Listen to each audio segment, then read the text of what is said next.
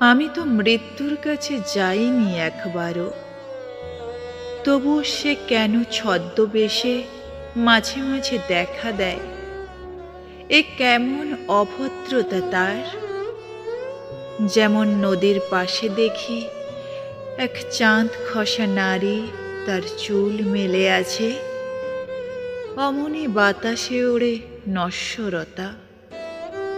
ভয় হয়, বুক কাঁপে, সব কিছু ছেড়ে যেতে হবে।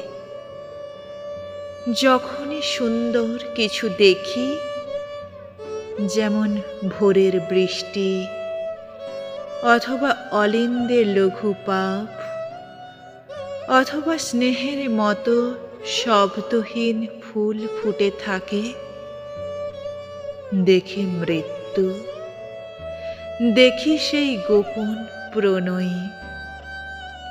ভয় হয়, বুক কাঁপে, সব কিছু দিয়ে যেতে হবে।